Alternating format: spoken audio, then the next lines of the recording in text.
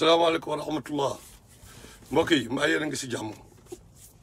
waa Sonko yi laay waxal waa Ousmane Sonko yi les partisans d'Ousmane Sonko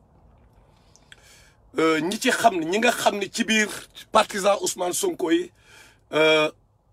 dañu nekk ay lâche dañu defa ne taay ñoom ñooy band yi quoi booy non booy Sonko yi ay guerrier lañu booy Matar la Kagulaar kenn du ko vaar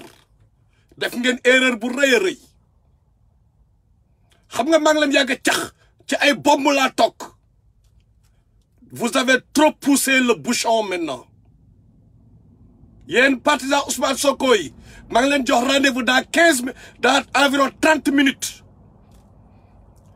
li tax ngeen naa da ngeen may vaar xaw ma lan et puis vous êtes des lâches ngeen dem dagg ay vidéo dagg avec ça ngeen da ngeen di jiite réew mi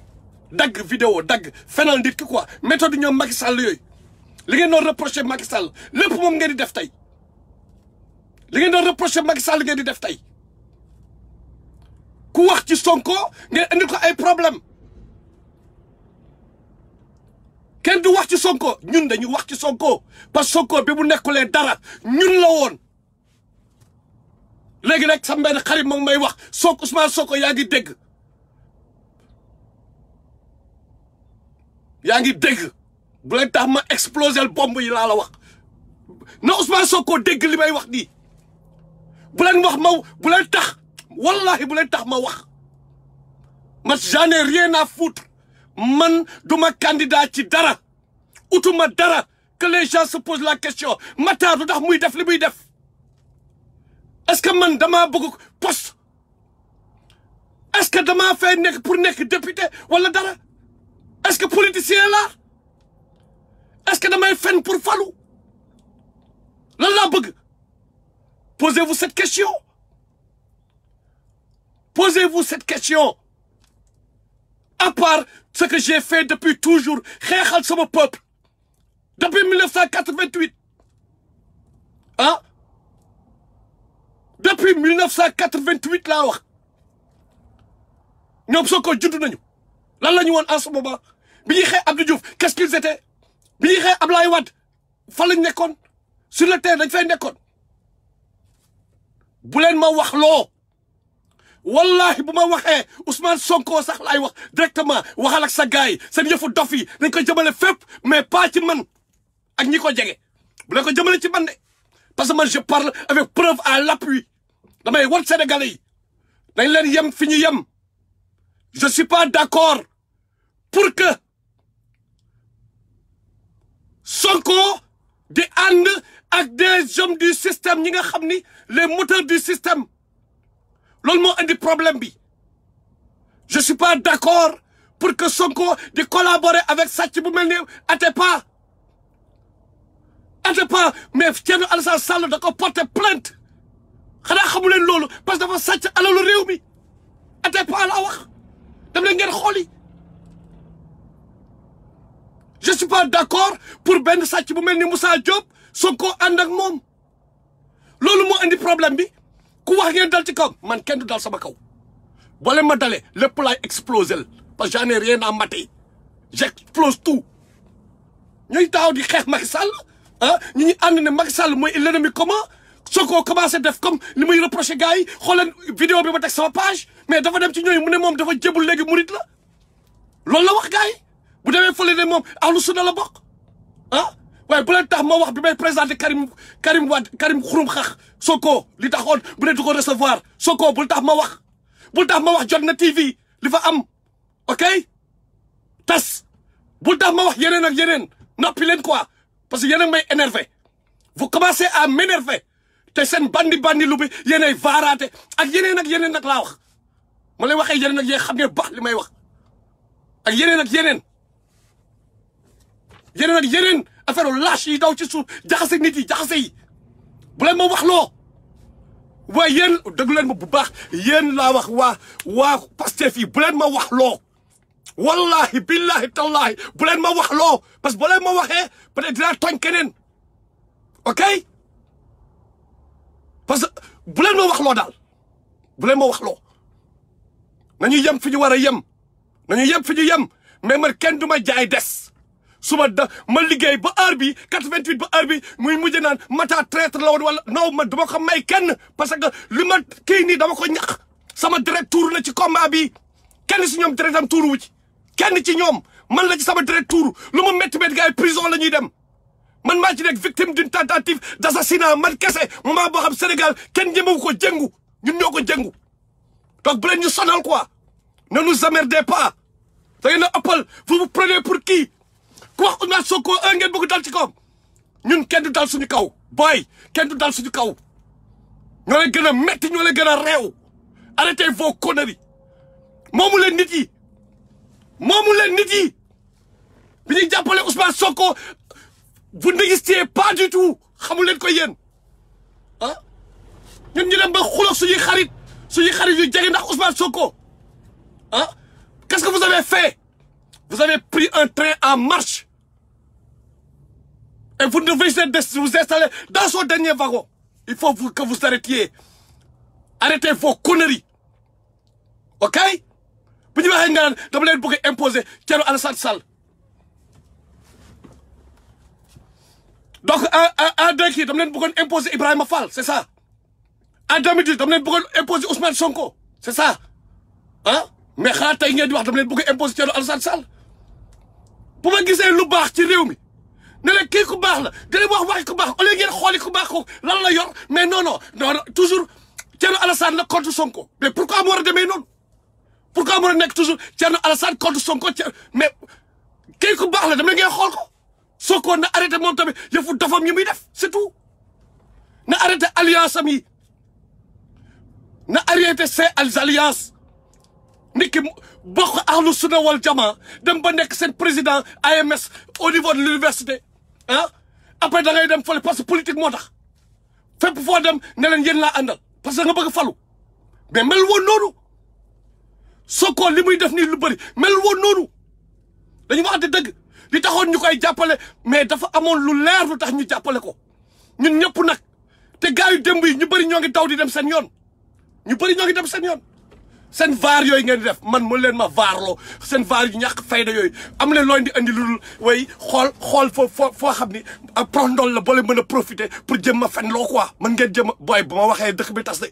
waaye bële nag ma dimbali laa la wax ah pour jëm ma fen loo way bay waxi Ablaye Wade loolu dama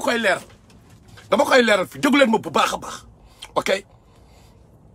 élection yi passé dañoo nekkoon ci benn contexte boo xam moment boobu ñun Ousmane Sonko la ñu gëm 100% ñu nekk ci benn contexte boo xam ni Karim Wade on est sûr que Karim Wade du bokk ci élection yi maintenant ñaar ñoo am wala li gën a am solo mooy électorat Karim Wade PDS et seen électorat ak Ablaye Wade kan moo ko nar a récupérer kan moo nar a récupérer l'électorat de Karim Wade ñaari nit ñoo am Ousmane Sonko Idrissa Seck je savais que Idrissa Seck est un pourri c'est un pourri te léegi yàlla jox na ma raison moo ngi ni li ma waxoon moo am te bi ma fiy attaqué Idrissa Seck ñëpp ma doon saaga parce que kenn xalaatu woon def ko yéen ñëpp taxaw ngeen di ma saaga ba ma koy jëngu fii yàggul dem na ngeen xooli xalaat tey bi mu wonee seen kanam je savais que qu'il était pourri depuis le début parce que dafa ñëw fenal yàlla ñëw wax benn affaire loo xam ne wax contraire alxuraan ma ne kii du nit mooy affaire Hippolyte Seck boobu ma ne kii du nit ku baax loolu mooy le premier signe maintenant bu Ousmane Sonko récupéré wul woon l'électorat de Karim Wade Idrissa Seck daf koy récupérer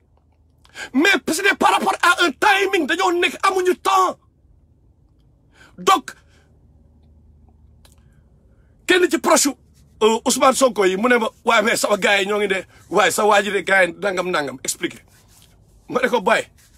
c'est pas Karim Wade qui nous intéresse dans l'histoire c'est l'électorat de Karim Wade parce que bu ñu kiiwul pour réew mi Idrissa Seck daf koy récupérer te moom c'est un pourri gars te Sénégalais noonu la ñuy xalaatee mais du Matar leader mooy wax du Mactar le leader mooy wax du Mactar bi bëgg a nekk président mooy wax du Mactar non Mactar benn simple sénégalais la activiste bu bëggul nekk dara mooy wax. yàlla bu ñëwee jël ay prophète am boole ko ak ay saxaaba nga la dee leen consulter et tout mais dafa am moment yoo xam prophète bi du moom moo war a wax ah nan lañu ahzab yi les coalisés surtout ahzab mooy les ennemis yi attaqué woon Médine nan lañ leen gagné. Nuaym kooku ñëwoon tuub ne ko ci kii yàlla dugal ci moom l'islam mu ñëw ne rasulullah est-ce que mën naa dugal tactique bu ma neex. rasulullah dafa masum moom du moom moo ko naan demal nga ndax gars yi nga def lii du wax loolu rasulullah sallallahu alayhi wasallam la am na yoo xam mënu ci dugg donc sahaaba yi ñoo ko mën a def mais Nuaym noonu la dem waa Bani Qurayda wax leen li mu leen wax dem wax ñëw Abu Sufyan ñëw fexe ba gars yi seen biir ñu am problème après affaire bi jeex yàlla moo ko tey jaarale ko foofu donc mais leader bi rasulullah sallallahu alayhi wasallam bu nekkoon moom moo ñëw wax fa ay wax mais du nekkati leader quoi. parce que dafa dugg ci ay naxey mbaay ak ay njuur njaaj c'était ça la stratégie et c'était par rapport à un temps bien déterminé le temps était restreint on était à 2 minutes n'est-ce pas des élections il fallait prendre une décision maintenant nous sommes à 2020 à 3 ans xaw ma de 2024 ah on a du temps mais nit ñi ñëw def benn ñu noppi ñu def ñaar ñu commencé def ñaar Moussa Diop def ñett ah ñu ñëwaat encore gis ay affaires yu lâche yi am quoi ay affaires yu lâche yoo xam ne boole ma moytuwul naa ci dugg encore une fois boole ma moytuwul naa ci dugg je l'ai fait exprès dama def sama recherche bi ngeen ñëwee Macky Sall bi ngeen indi ma leen ne booy dem leen ngeen xooli président bu bees boobu samay recherche man personnel man laa découvrir Ousmane Sonko mais j'ai fait la même chose ma gis kenn Alassane Sall ma jël sama temps j'ai fait samay recherche j'ai tout fait pour xam kii mooy kan suba ma bañ a rus parce que Ousmane Sonko daf ñu rusloo daf ñu déggaate am na ñoo xam ne am naa samay xarit yoo xam ne sax déjà dañoo di ma kaañoo chaque fois dañoo xamee xool sa waa ji ah depuis le début ah justement donc li may wax mooy fi ñu yem fii li ñu yem nañu yem fi ñu yem quoi nañu yem fi ñu yem seen affaire loolu ngay xawal booy Sonko yi xaw ma lan ay vaar ñu leen di jay naan non booy Sonko yi ay guerrier booy ñoo leen gën a dee yem leen parce que boo leen kiiwul dommage collatéral dina laal ba Sonko ok bu leen ñu te lii dama koy wax en public pour ñëpp dégg ko bu leen ñu fontoo bàyyi ñu leen di jay ngeen di bandi lu internet boobu doo leen def dara sur le terrain bu ñu fi jàppoon Ousmane Sonko léegi ay jeel doo leen def dara xam naa leen tous doo leen ko def ay bandi terrain ngeen bandi internet ngeen ok soo dafa leer doo leen def dara Assane Diouf moo ngi jeel ana yéen ñi ko daan xeexal la ngeen def defu leen dara te ay temps ku kii Assane Diouf ngeen saaga whatever noonu mooy seen jikko tey en 2020 loolu mooy suñu différence ñun suñu génération ak yéen seen génération loolu mooy suñu différence toog salon la teg sa caen toog naan kii di saaga di vaar di jëm a vaar ay nit Matar kenn du ko vaar gis nga bés bu ma gisaatee benn vaar waxuma nag ñeneen ñi profité parce que daa xool bu baax ñen ñoo vaar parce que ennemi ñoom Macky Sall mën nañ profité pour way ma réagir bu ma réagiré après ñoom ñu profité ci maa ngi calculer loolu yëpp ok je fais pas les choses de manière parce que tamit at the end of the day je veux pas que Macky Sall profite de ceci mais aussi je veux pas qu'on continue de remplacer le PS par un autre PS qui s'appelle PDS et remplacer le PDS par un autre PDS qui s'appelle PDS et remplacer l'APR par un autre APR qui va s'appeler Pastef loolu duñ ko nangu tamit donc affaire bi dafa métti on est entre le marteau et l'enclume donc arrêtez li ngeen di def te nit li ñuy def rek la ñuy def dañu war a gëm ni nguur ci loxo yàlla la nekk yàlla décidé na kan mooy nekk nguur yàgg na ñun li ñu war a def mooy ce qui est juste c'est tout ce qui est juste mais boo leen attaqué benn Matar ngeen bëgg ko def loo fenkat te mosu leen fen ah bëgg ñëw jël dagg ay vidéo mais vous êtes en train de vous attaquer à ay ñu ma bëgg ak ñooñu naan leen seen grand bi fenkat la wala seen kii bi fenkat la loolu duma ko nangul kenn nag loolu moom duma ko nangul kenn wax leen seen gars yi nañu arrière moo gën man duma yeneen gars yi de gaaw Sonko déglu leen bu baax xaar ma leeral ko yéen waa Sonko yi nga xam ne depuis quelque temps da ngeen a réew nekk ci internet ku wax ngeen saaga ko Matar la Kagulaar du gaa yooyu du ñi ngeen di saaga ñi ngeen di vaar dama leen défier nag na ngeen ma moytu quoi na ngeen ma moytu xam nga tubaab bi dañoo gëm ay affaire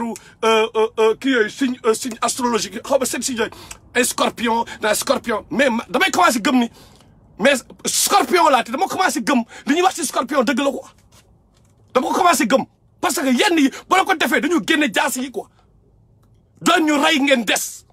soo arrêté li ngeen di def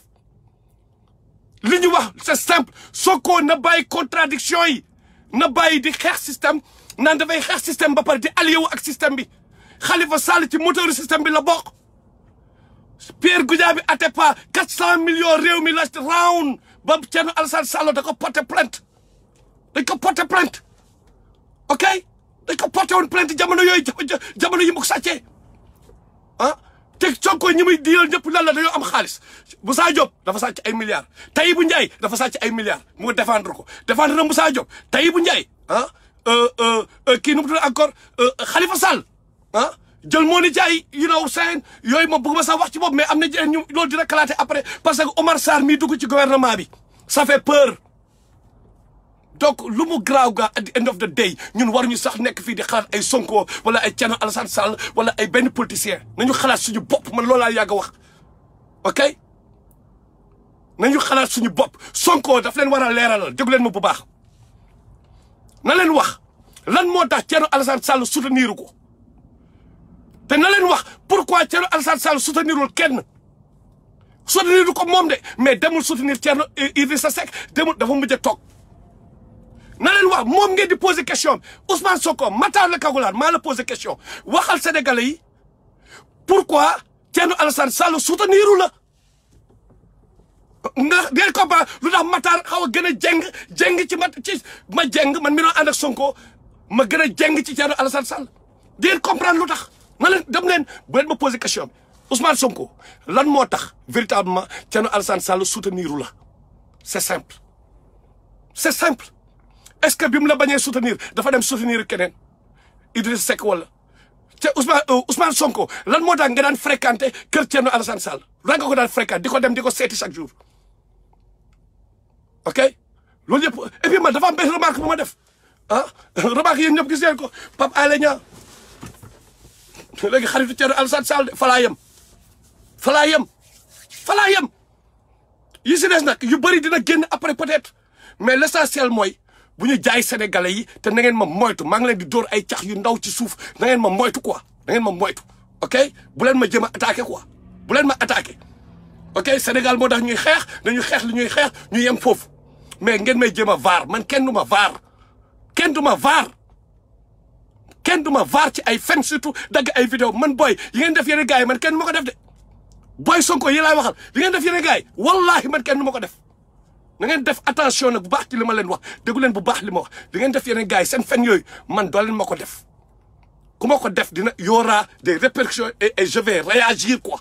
donc ngeen arrêté man kenn du ma jaay des point final foofu laa yem bu leen bëggee jàmm ngeen ñëw ñu wax ci jàmm ñu xool intérêt Sénégal